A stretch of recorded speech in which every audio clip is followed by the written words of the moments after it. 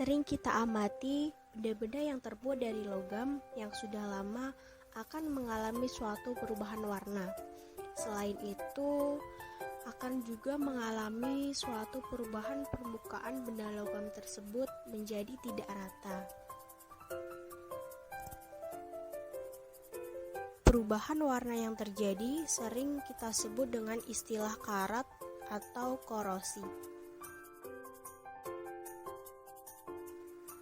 Sebenarnya apa sih korosi itu dan bagaimana korosi bisa terjadi pada besi?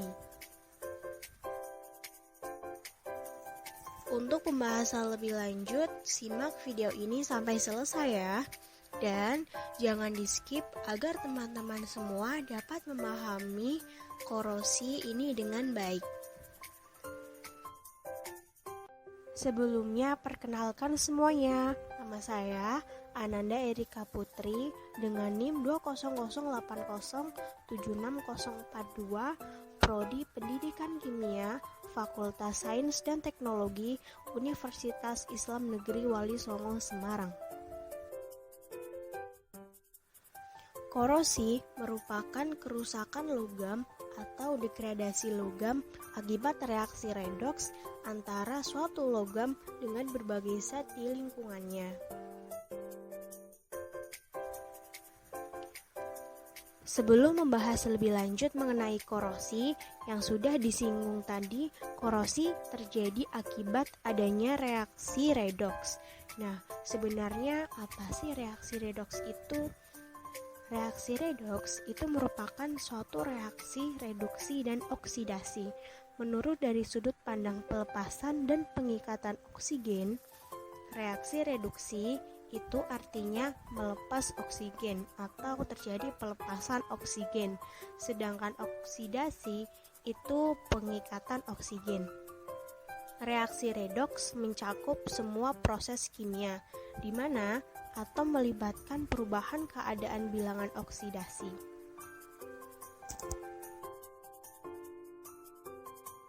Sedangkan untuk konsep reaksi redoks berdasarkan perpindahan elektron, reaksi reduksi merupakan suatu reaksi yang menangkap elektron, sedangkan oksidasi itu melepas elektron.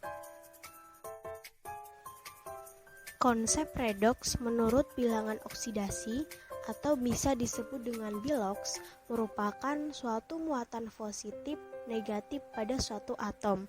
Unsur yang memiliki biloks positif biasanya merupakan unsur-unsur logam seperti natrium, besi, dan kalsium. Sedangkan untuk biloks negatif biasanya dimiliki oleh atom-atom unsur non-logam seperti oksigen, klorida, dan fluorida. Reaksi reduksi merupakan reaksi yang mengalami penurunan bilangan oksidasi. Sebagai contoh di sini ada suatu reaksi 2SO3 menjadi 2SO2 ditambah O2. Di mana biloks awal dari S itu berjumlah 6, sedangkan setelah bereaksi biloks pada atom S itu berubah menjadi 4. Reaksi oksidasi merupakan suatu reaksi yang mengalami kenaikan biloks atau bilangan oksidasi. Sebagai contoh di sini ada suatu reaksi 2ZN ditambah O2 menghasilkan 2ZNO, di mana biloks Zn pada reaksi awal itu berjumlah 0, sedangkan setelah bereaksi atau setelah menjadi produk, Zn memiliki biloks 2. Untuk pembahasan selanjutnya yaitu mengenai proses terbentuknya karat atau korosi. Yang pertama ialah sebuah benda yang terbuat dari logam, yang mana di sini dicontohkan adalah paku, itu mengalami suatu kontak dengan air. Di sini dicontohkan mengalami kehujanan. Besi yang kehujanan tadi dinamakan anoda, dan air atau oksigen di sekitar besi akan menjadi katoda. Pada anoda besi akan terjadi reaksi oksidasi yang mana reaksinya adalah 2Fe dengan fasa S menjadi 2Fe2+ menjadi fasa aqueous ditambah 4 elektron. Karena atom besi kehilangan elektron, kerusakan pada besi mulai terjadi.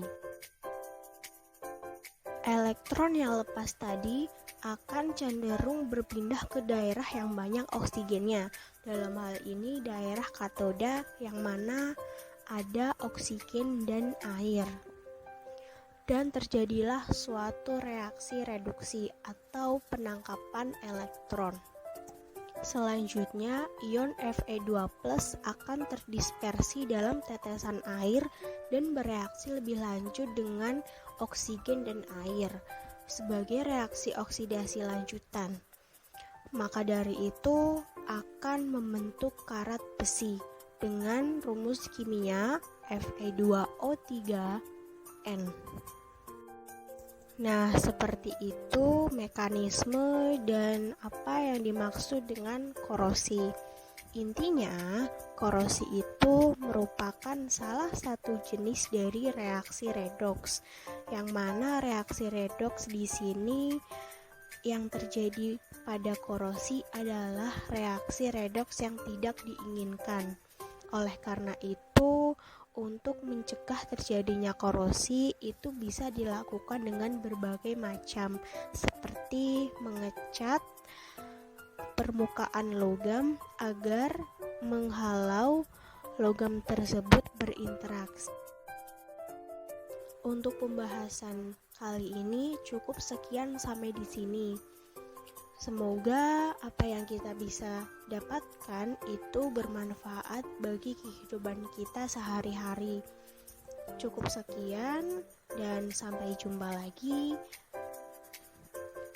Dadah.